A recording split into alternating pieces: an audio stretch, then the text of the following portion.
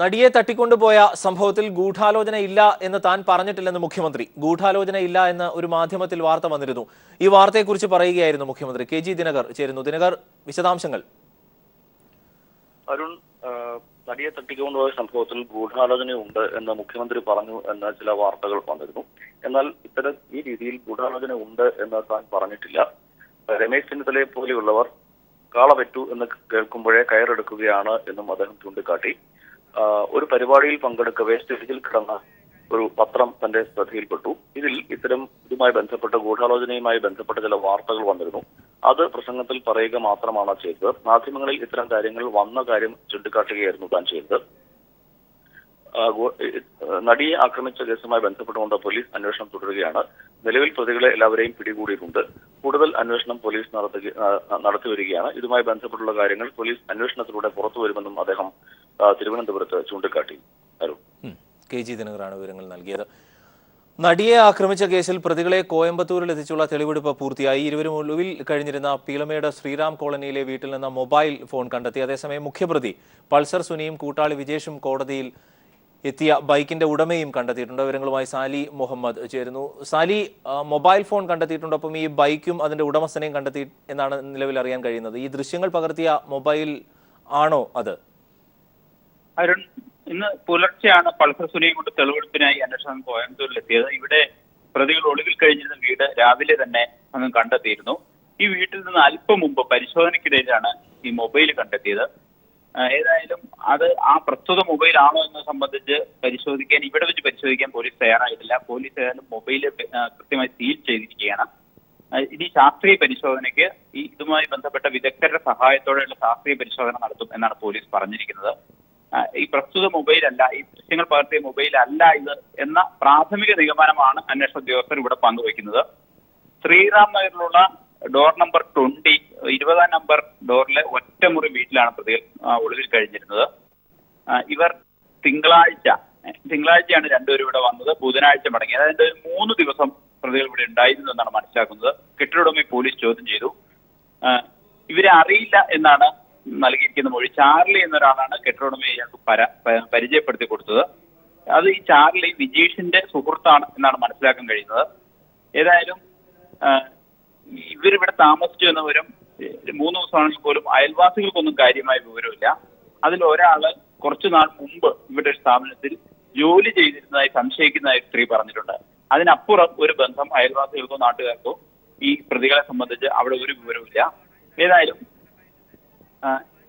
മറ്റൊരു കാര്യം, ഈ പ്രതികൾ പിടിയിലാവുന്നതിന് മുമ്പ് തന്നെ അന്വേഷണ സംഘം ഒരിക്കൽ ഇവിടെ തന്നെ എത്തി പരിശോധന നടത്തിയിരുന്നു. പക്ഷേ പോലീസ് വരുന്നു എന്ന വിവരം, പോലീസ് കോയമ്പത്തൂരിൽ വ്യാപകമായി തിരച്ചിൽ നടത്തുന്നു, പരിശോധന നടത്തുന്നു എന്ന വിവരമൊക്കെ അറിഞ്ഞതിനെ തുടർന്ന് ഈ പ്രതികൾ ഇവിടെ നിന്ന് രക്ഷപ്പെടുകയായിരുന്നു എന്നാണ് പ്രതികൾ തന്നെ പറഞ്ഞിരിക്കുന്നത്. അത് ഈ ചാർലിയാണ് ഈ പോലീസ് സംഘം ഇവിടെ എത്തിയ വിവരം പൾസറിന് പറഞ്ഞു കൊടുക്കുന്നത്. ഒപ്പം തന്നെ മറ്റൊരു പ്രധാനപ്പെട്ട കാര്യം, ഈ പൾസർ ബൈക്കിന്റെ ഉടമയെ കണ്ടെത്തിയിട്ടുണ്ട്. ഈ ബൈക്കിലാണ് അവർ കീഴടങ്ങാൻ വേണ്ടി രണ്ടുപേരും കൊച്ചി കോടതിയിലെത്തിയത്. കോയമ്പത്തൂർ പിളമേട് സ്വദേശി സെൽവന്റേതാണ് ബൈക്ക്. ഈ സെൽവന്റെ സാലി മുഹമ്മദ് വിവരങ്ങൾ നൽകിയത്. നടിയെ തട്ടിക്കൊണ്ടുപോയ സംഭവത്തിൽ ഗൂഢാലോചന ഇല്ലെന്ന് താൻ പറഞ്ഞിട്ടില്ലെന്ന് മുഖ്യമന്ത്രി. ഗൂഢാലോചന ഇല്ല എന്ന് ഒരു മാധ്യമത്തിൽ വന്ന വാർത്ത വന്നിരുന്നു. ഈ വാർത്തയെക്കുറിച്ച് പറയുകയായിരുന്നു മുഖ്യമന്ത്രി. അദ്ദേഹത്തിന്റെ വാക്കുകളിലേക്ക്. താങ്കൾ പറഞ്ഞതിന് വിരുദ്ധമല്ല, ഞാൻ ഗൂഢാലോചന ഇല്ല എന്ന് പറഞ്ഞിട്ടില്ല. ഈ രമേശ് ചെന്നിത്തലയെ പോലെ ഒരാൾ കാള പെറ്റൂന്ന് കേട്ടപ്പോൾ കയറെടുക്കാൻ പാടില്ല. എന്താണ് സംഭവിച്ചത്? ഞാൻ ദീപികയുടെ ഒരു പരിപാടിയിൽ പങ്കെടുക്കുകയാണ്. അന്ന് സ്റ്റേജിൽ എനിക്കൊരു പത്രം കിട്ടും. ആ പത്രത്തിൽ ഗൂഢാലോചന ഇല്ല എന്ന് പറഞ്ഞതായിട്ട് റിപ്പോർട്ട് ചെയ്തു. ഞാൻ പറഞ്ഞു, ഇങ്ങനൊരു റിപ്പോർട്ട് കാണുന്നു. എനിക്ക് ഔദ്യോഗികമായി കിട്ടിയ വിവരത്തിൻ്റെ അടിസ്ഥാനത്തിൽ പറയല്ല, ഇങ്ങനെ റിപ്പോർട്ട് കാണുന്നുണ്ട്. പക്ഷെ നിങ്ങൾ മാധ്യമങ്ങൾ ഗൂഢാലോചനയെക്കുറിച്ച് അന്വേഷണത്തിന് പുറപ്പെടുന്നു. ആ ഭാഗം ഞാൻ പറഞ്ഞിട്ടുണ്ട്. ബാക്കി കാര്യങ്ങൾ പോലീസ് അന്വേഷിക്കട്ടെ. പോലീസ് അന്വേഷിച്ച് കാര്യങ്ങൾ പുറത്തു കൊണ്ടുവരും. ഇപ്പോൾ എല്ലാവരെയും പിടികിട്ടി കഴിഞ്ഞിട്ടുണ്ട്. ആ പിടികിട്ടി കഴിഞ്ഞ സാഹചര്യത്തിൽ കാര്യങ്ങൾ അവരന്വേഷിച്ച് പുറത്തു കൊണ്ടുവരും. ഇതാണ് ഞാൻ പറഞ്ഞത്. നടിയെ ആക്രമിച്ച സംഭവത്തിൽ പ്രതികളെ വേഗത്തിൽ പിടികൂടി. പോലീസ് സേനയുടെയും നാടിന്റെയും മാനം കാത്ത അന്വേഷണ സംഘത്തിന് സഹപ്രവർത്തകരുടെ ആദരം. പോലീസ് ഓഫീസേഴ്സ് അസോസിയേഷന്റെയും പോലീസ് അസോസിയേഷന്റെയും സംയുക്ത ആഭിമുഖ്യത്തിൽ അന്വേഷണ സംഘാംഗങ്ങൾക്ക് കൊച്ചിയിൽ സ്വീകരണം നൽകി. നാട് ആഗ്രഹിച്ചത് ചെയ്ത പോലീസുകാരെ അഭിനന്ദിച്ചില്ലെങ്കിലും അപമാനിക്കരുത് എന്ന് ചടങ്ങിൽ പങ്കെടുത്ത മേജർ രവി പറഞ്ഞു. പ്രതികളെ അതിവേഗതയിൽ ഇരുമ്പഴിക്കുള്ളിലാക്കുന്നതിന് പോലീസ് നടത്തിയ കഠിന പ്രയത്നത്തെ മുക്തകണ്ഠം പ്രശംസിച്ചുകൊണ്ടായിരുന്നു സംവിധായകൻ മേജർ രവി സംസാരിച്ചു തുടങ്ങിയത്. പോലീസിനെ അഭിനന്ദിച്ചില്ലെങ്കിലും അപമാനിക്കരുതായിരുന്നുവെന്ന് അദ്ദേഹം പറഞ്ഞു. ജനങ്ങൾക്ക് വേണ്ടിയിട്ട് അവൻ വിടാതെ അവനെ പിടിവിട്ടില്ല. ചവിട്ട് കൊണ്ടിട്ടും അവനെ പിടിച്ച് ചവിട്ടിക്കൂട്ടി വണ്ടിക്കകത്ത് കെട്ടി കൊണ്ടുവന്ന് കണ്ടപ്പം അഭിമാനം തോന്നി. ഇനിയും നമ്മുടെ സമൂഹം ഇതുപോലുള്ള പ്രവൃത്തികൾ കാണുന്ന സമയത്ത് ഈ പോലീസിനെ അഭിനന്ദിക്കാൻ കഴിഞ്ഞില്ലെങ്കിലും അപമാനിക്കാതിരുന്നാൽ മതി. പ്രതികളെ പിടികൂടാൻ നടത്തിയ ശ്രമങ്ങൾക്കിടെ പോലീസിന് നേരിടേണ്ടി വന്ന പ്രതിസന്ധികൾ വ്യക്തമാക്കുന്നതായിരുന്നു അന്വേഷണ സംഘത്തലവൻ IGP വിജയന്റെ വാക്കുകൾ. പ്രതിയെ പിടികൂടിയ രീതിയെ ചൊല്ലി ചിലർ വലിയ വിവാദമുയർത്തുന്നു. ഇത് സമൂഹത്തിന് എന്തു ഗുണം ചെയ്തുവെന്ന് അവർ തന്നെ ചിന്തിക്കട്ടെ എന്ന് IG പറഞ്ഞു. നമ്മൾ വിവാദങ്ങളെല്ലാം സൃഷ്ടിക്കുമ്പോഴും ഒക്കെ ശ്രദ്ധിക്കേണ്ടുന്ന ഒരു കാര്യം, ഈ ചർച്ചകളെല്ലാം വിവാദങ്ങളെല്ലാം നമ്മളെ നന്മയിലേക്കാണോ പോകുന്നത്, അതല്ല നമ്മൾക്ക് ഗുണകരമല്ലാതെ പോകുന്നുണ്ടോ എന്ന് സമൂഹം ചിന്തിക്കേണ്ടതുകൊണ്ടെന്ന് ഞാൻ അഭ്യർത്ഥിക്കുകയാണ്. സുരക്ഷിതത്വത്തെക്കുറിച്ച് പറയുമ്പോൾ നമ്മൾ ചർച്ച ചെയ്ത് സുരക്ഷിതത്വത്തിലേക്കാണോ പോകുന്നത്, സുരക്ഷിതമില്ലായ്മയിലേക്കാണോ പോകുന്നതെന്ന് ആലോചിക്കുന്നത്. കേസന്വേഷണത്തിന്റെ വിവിധ ഘട്ടങ്ങളിൽ പങ്കാളികളാവുകയും പ്രതികളെ പിടികൂടാൻ കഠിന പ്രയത്നം നടത്തുകയും ചെയ്ത സേനാംഗങ്ങൾക്ക് ചടങ്ങിൽ പുരസ്കാരങ്ങൾ നൽകി. പോലീസ് ഓഫീസേഴ്സ് അസോസിയേഷന്റെയും പോലീസ് അസോസിയേഷന്റെയും സംയുക്ത ആഭിമുഖ്യത്തിലായിരുന്നു സ്വീകരണമൊരുക്കിയത്. News bureau, Kochi. People impact. Cheemeni ജയിലിൽ ഗോപൂജ നടത്തിയതിൽ ഉദ്യോഗസ്ഥർക്ക് മുഖ്യമന്ത്രിയുടെ മുന്നറിയിപ്പ്. ഉദ്യോഗസ്ഥർ നിയമലംഘനം നടത്തരുതെന്ന് മുഖ്യമന്ത്രി. നിയമത്തിന് അതീതമായി ആർക്കും സൗകര്യം ഒരുക്കരുത് എന്നും അഴിമതിക്കാരുടെ പ്രലോഭനത്തിൽ വീഴരുതെന്നും പിണറായി വിജയൻ പറഞ്ഞു. കാസർഗോഡ് ചീമേനി തുറന്ന ജയിലിലെ ഗോപൂജയുടെ ദൃശ്യങ്ങൾ പീപ്പിൾ TV നേരത്തെ പുറത്തുവിട്ടിരുന്നു. ഈശ്വരന്റെ പേരിലായാലും നിയമലംഘനം അനുവദിക്കില്ലെന്ന് മുഖ്യമന്ത്രി ഉദ്യോഗസ്ഥർക്ക് മുന്നറിയിപ്പ് നൽകി. ഈ ഈശ്വരൻ എന്ന് പറയുന്ന സംവിധാനത്തിന്റെ പല രൂപങ്ങൾ പ്രത്യക്ഷപ്പെടാറുണ്ട്. അതാണ് കഴിഞ്ഞ ദിവസം പശുവിന്റെ രൂപത്തിൽ പ്രത്യക്ഷപ്പെട്ടത്. അവിടെ നിയമലംഘനമാണ് നടന്നത്. നിയമലംഘനം നടത്താനുള്ളവരല്ല ഉദ്യോഗസ്ഥർ. ഈശ്വരന്റെ പേരിലായാലും നിയമലംഘനം നടത്താൻ ഉദ്യോഗസ്ഥർക്ക് അവകാശമില്ല. പുതിയ ജയിൽ ഉദ്യോഗസ്ഥരുടെ പാസിംഗ് ഔട്ട് പരേഡിൽ സംസാരിക്കുകയായിരുന്നു മുഖ്യമന്ത്രി. DGP ലോക്നാഥ് ബെഹ്റ ഉൾപ്പെടെയുള്ളവരുടെ സാന്നിധ്യത്തിലായിരുന്നു വിമർശനം. News bureau, Thiruvananthapuram. പത്മനാഭ സ്വാമി ക്ഷേത്രത്തിന് സമീപം തീപിടുത്തം. വടക്കേ നടയ്ക്ക് സമീപമാണ് തീപിടിച്ചത്. പോസ്റ്റ് ഓഫീസിന്റെ സംസ്ഥാന ഗോഡൌൺ തീപിടുത്തത്തിൽ കത്തിനശിച്ചു. അതേസമയം തീപിടുത്തത്തെക്കുറിച്ച് അന്വേഷിക്കുമെന്നും ക്ഷേത്ര സമീപത്ത് സുരക്ഷാ ഓഡിറ്റിംഗ് ആവശ്യമാണ് എന്നും ദേവസ്വം മന്ത്രി കടകംപള്ളി സുരേന്ദ്രൻ പറഞ്ഞു.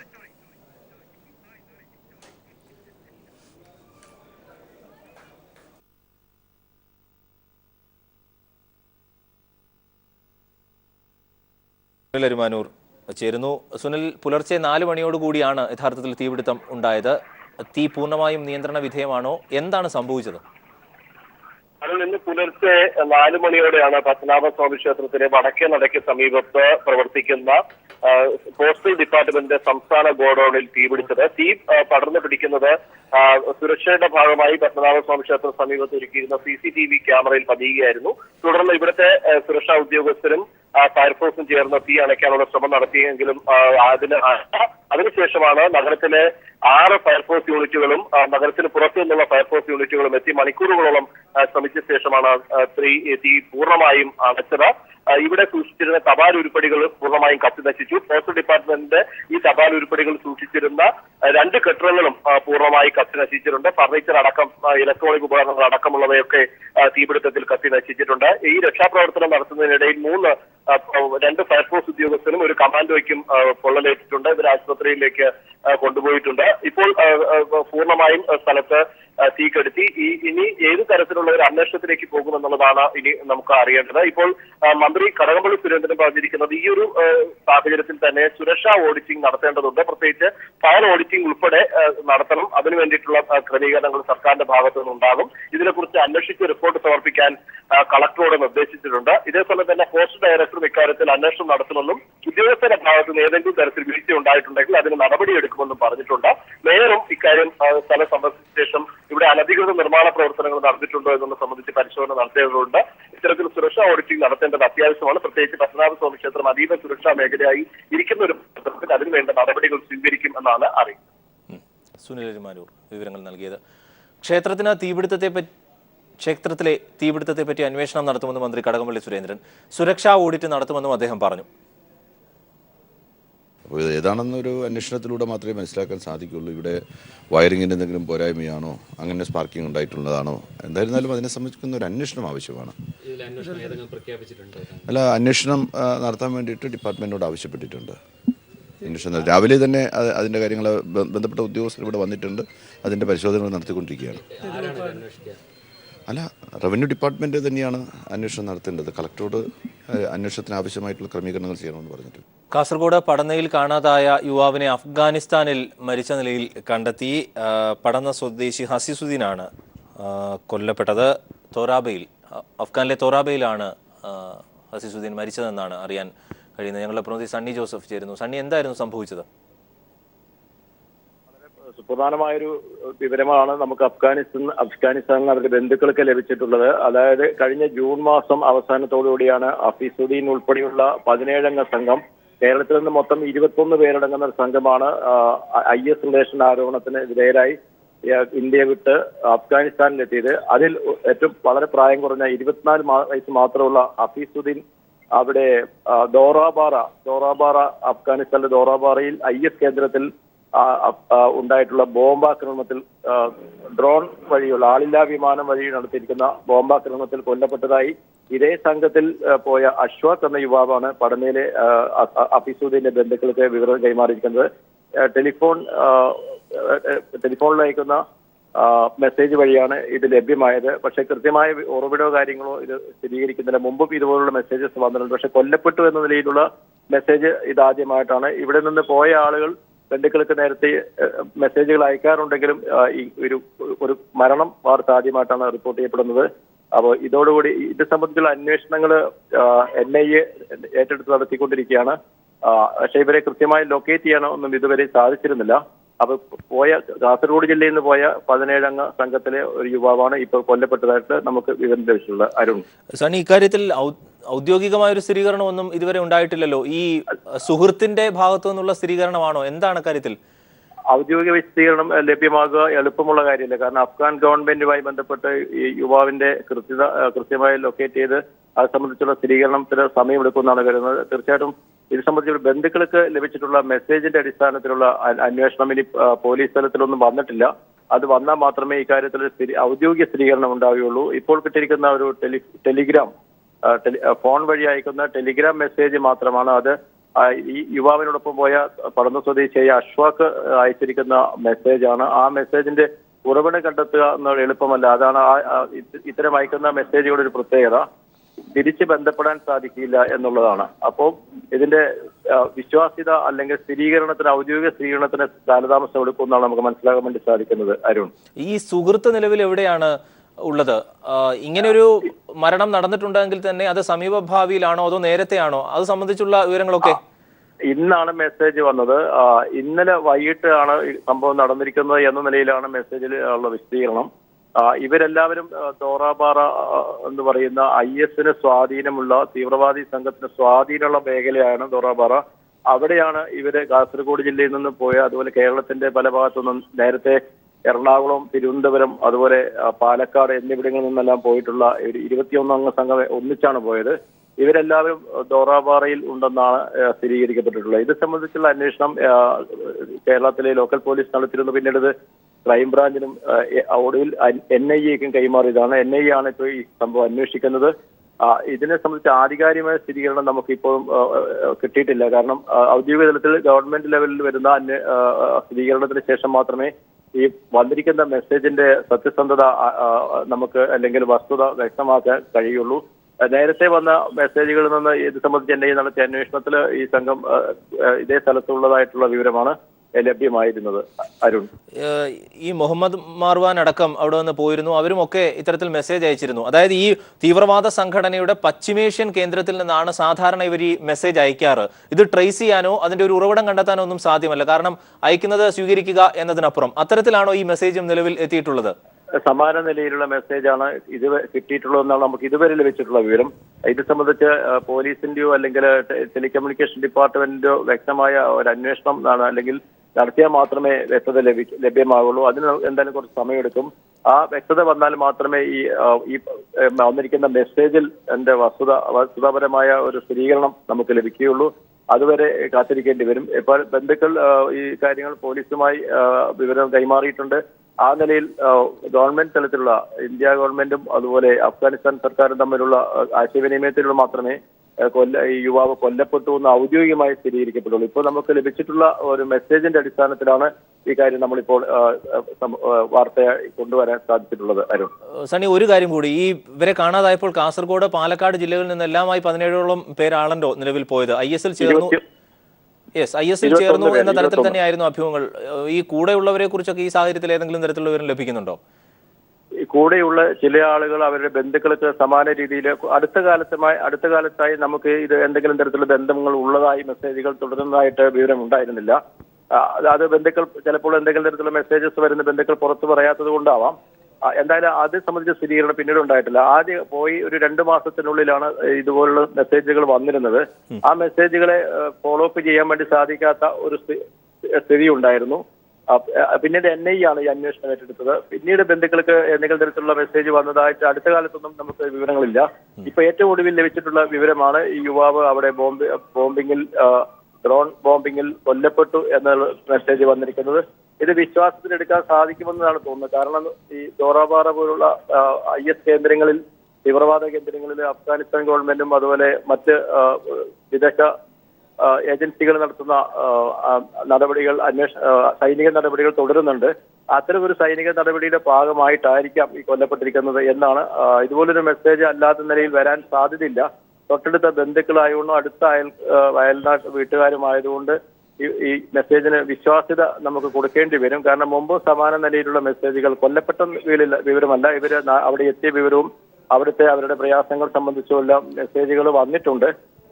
പക്ഷേ പിന്നീട് ആ മെസ്സേജുകൾ ഇല്ലാത്തൊരു സ്ഥിതി വന്നു.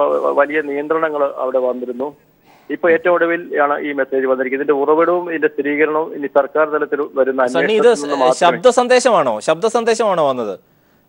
അതിന് സ്ഥിരീകരണമായിട്ടില്ല. ശബ്ദ സന്ദേശമാണോ റിട്ടേൺ ആയിട്ടുള്ള മെസ്സേജ് ആണോ വന്നിരിക്കുന്നത് നമുക്ക് സ്ഥിരീകരണം ലഭിച്ചിട്ടില്ല. ഒരു മെസ്സേജ് ടെലിഗ്രാം മെസ്സേജ് എന്നാണ് പറഞ്ഞിരിക്കുന്നത്. അപ്പോൾ അതിനൊരു സ്ഥിരീകരണം ഇനി ലഭ്യമാകേണ്ടതുണ്ട്. അരുൺ, സണ്ണി ജോസഫാണ് വളരെ സുപ്രധാനമായ ഈ വിവരം നൽകിയത്. കാസർഗോഡ് പടന്നയിൽ നിന്ന് കാണാതായ യുവാവിനെ അഫ്ഗാനിസ്ഥാനിൽ കൊല്ലപ്പെട്ട നിലയിൽ, ഡ്രോൺ ബോംബിങ്ങിൽ കൊല്ലപ്പെട്ട നിലയിൽ എന്ന ഏറ്റവും പുതിയ വിവരമാണ് ലഭിക്കുന്നത്. നടിയെ തട്ടിക്കൊണ്ടുപോയ സംഭവത്തിൽ ഗൂഢാലോചന ഇല്ലെന്ന് താൻ പറഞ്ഞിട്ടില്ലെന്ന് മുഖ്യമന്ത്രി. ഗൂഢാലോചന ഇല്ല എന്ന ഒരു മാധ്യമത്തിൽ വാർത്ത വന്നിരുന്നു. ഈ വാർത്തയെക്കുറിച്ച് പറയുകയായിരുന്നു മുഖ്യമന്ത്രി. താങ്കൾ പറഞ്ഞതിന് വിരുദ്ധമല്ല, ഞാൻ ഗൂഢാലോചന ഇല്ല എന്ന് പറഞ്ഞിട്ടില്ല. ഈ രമേശ് ചെന്നിത്തലയെ പോലെ ഒരാൾ കാള പെറ്റുമെന്ന് കേട്ടപ്പോൾ കയറെടുക്കാൻ പാടില്ല. എന്താണ് സംഭവിച്ചത്? ഞാൻ ദീപികയുടെ ഒരു പരിപാടിയിൽ പങ്കെടുക്കുകയാണ്. അന്ന് സ്റ്റേജിൽ എനിക്കൊരു പത്രം കിട്ടും. ആ പത്രത്തിൽ ഗൂഢാലോചന ഇല്ല എന്ന് പറഞ്ഞതായിട്ട് റിപ്പോർട്ട് ചെയ്തു. ഞാൻ പറഞ്ഞു, ഇങ്ങനൊരു റിപ്പോർട്ട് കാണുന്നു. എനിക്ക് ഔദ്യോഗികമായി കിട്ടിയ വിവരത്തിൻ്റെ അടിസ്ഥാനത്തിൽ പറയല്ല, ഇങ്ങനെ റിപ്പോർട്ട് കാണുന്നുണ്ട്. പക്ഷെ നിങ്ങൾ മാധ്യമങ്ങൾ ഗൂഢാലോചനയെക്കുറിച്ച് അന്വേഷണത്തിന് പുറപ്പെടുന്നു. ആ ഭാഗം ഞാൻ പറഞ്ഞിട്ടുണ്ട്. ബാക്കി കാര്യങ്ങൾ പോലീസ് അന്വേഷിക്കട്ടെ. പോലീസ് അന്വേഷിച്ച് കാര്യങ്ങൾ പുറത്തു കൊണ്ടുവരും. ഇപ്പോൾ എല്ലാവരെയും പിടികിട്ടി കഴിഞ്ഞിട്ടുണ്ട്. ആ പിടികിട്ടി കഴിഞ്ഞ സാഹചര്യത്തിൽ കാര്യങ്ങൾ അവരന്വേഷിച്ച് പുറത്തു കൊണ്ടുവരും. ഇതാണ് ഞാൻ പറഞ്ഞത്. കെ സുരേന്ദ്രനെതിരെ കേസെടുക്കണം എന്ന് VM സുധീരൻ. കൊലവിളി പ്രസംഗത്തിന്റെ പേരിൽ കേസെടുക്കണമെന്നാണ് ആവശ്യം. അതേസമയം നടിയെ ആക്രമിച്ച കേസിലെ പ്രസ്താവന മുഖ്യമന്ത്രി തിരുത്തിയത് ജനരോഷം ഭയന്നാണെന്ന് സുധീരൻ പറഞ്ഞു.